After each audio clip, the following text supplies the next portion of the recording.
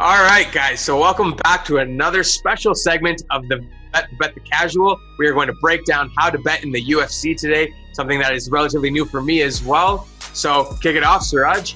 Yeah, so first things first, guys. If you like what we've done in 2020 so far, with everything that's happening, Kaizaan living in Calgary, me out here in the outskirts of Toronto, also known as Guelph, if you know where that is, we tried to do everything we could. We did not miss a card since we started. We started to get some fighter interviews. If you haven't checked out our interview with Justin James, please go check that out now. It's up on YouTube. The full 30 minutes is there. We've got a few more lined up, and right now we're about to hit, nail on the head with the bet and the casual here. Ironically, still known as the casual, but we'll see where that lands in the next couple of years. But, kick it off, man. I'm really excited to see what you got in store for everybody. Perfect. So the one kind of main thing I want to touch on, quick tip before you jump into this realm, is bankroll, okay? Money management, got to be smart with it. Whatever your bankroll is, it can be $100, it can be $25, it can be $500. Whatever it is, your bets should not exceed 1 unit, and your bankroll should be at least 50 units. So if you have a $500 bank unit, should not be tossing $100 on a fight. Your bet sizes should be $10. I got 50 of them minimum in my bankroll.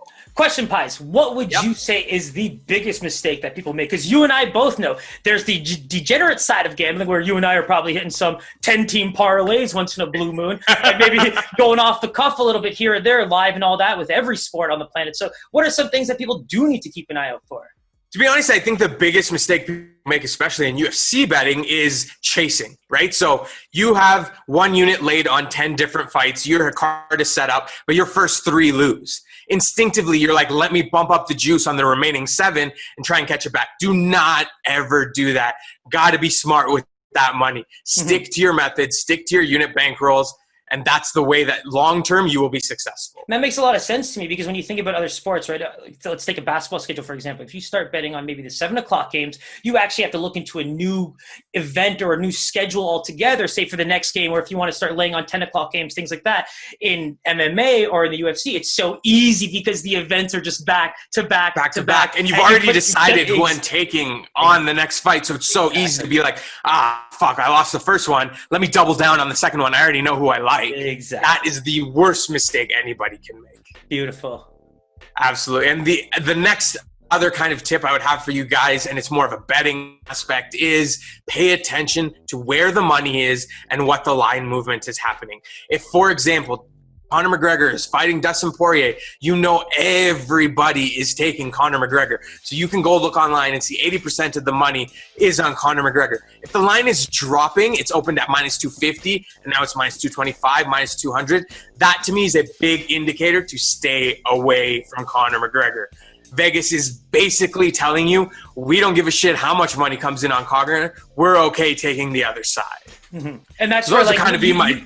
Sorry, I was just going to say, even looking into the next few things that Pies is going to touch on here, he will be using the McGregor-Poirier event as the example because you can basically bet every outcome you want already. So just as a little bit of a, so just as a touch point there. So everything that Pies refers to now as lines are actually live lines. Perfect. And you said it best. This is the perfect example to show you guys exactly what you can bet on, how to bet it.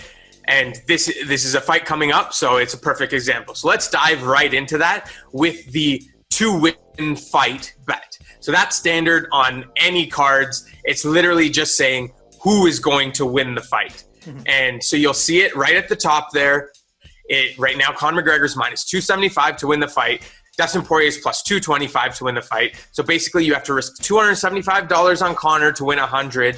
Or if you risk 100 on Poirier, you return $225. And trust me, we all know a bunch of people here that might want to change these lines to non-American odds. So if you're the kind of person that just isn't so UCs and might want to just see, hey, if I put $20 on this guy, like Pi said, if that's your unit size and you just want to see what the outcome is without having to do all that mental math, a lot of people use the decimals. Pies and I, not so much, but just so you know, man. Old school. Just so you know, you want to be able to just see a multiplier and see how much money you get for every bet. There's definitely a way to change that.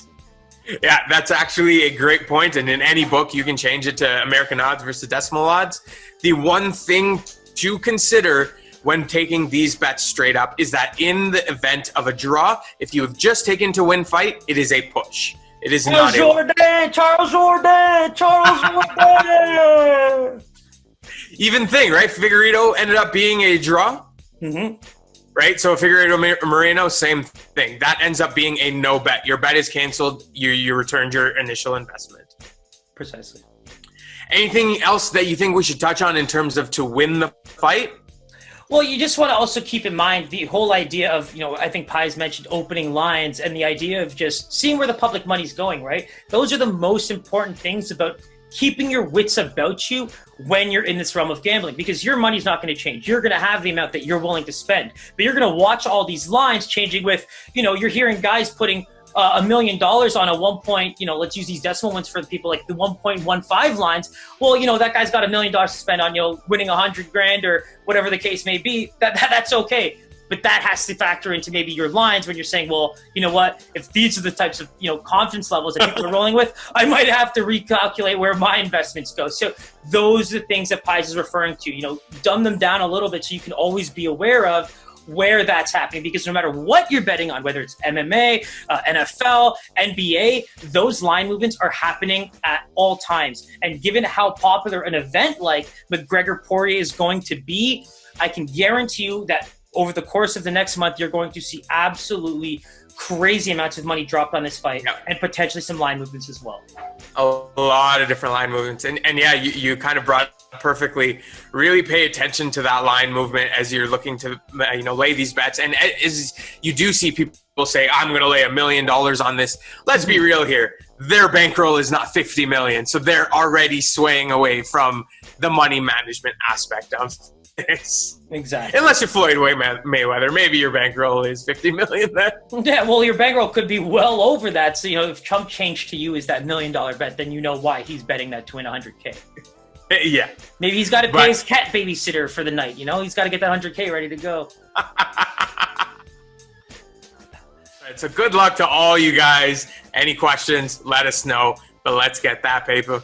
And subscribe, share. We'd appreciate all the support there is. We appreciate the support there's been so far. Thank you, Justin James, again for hopping on our first little fighter sit-down segment. Looking forward to connect with a few other fighters down the line. So all these things are starting to really ramp up for us. And, the next card's not till January 16th. So, you know what? Keep an eye out for us because we got some things brewing. My man. Always a pleasure, my boy. Way to sell this MMA world to the betting fanatics of the sports universe. And you know what? Let's go get it. My pleasure. Always the only good way to to beat Vegas is more heads than one. Peace.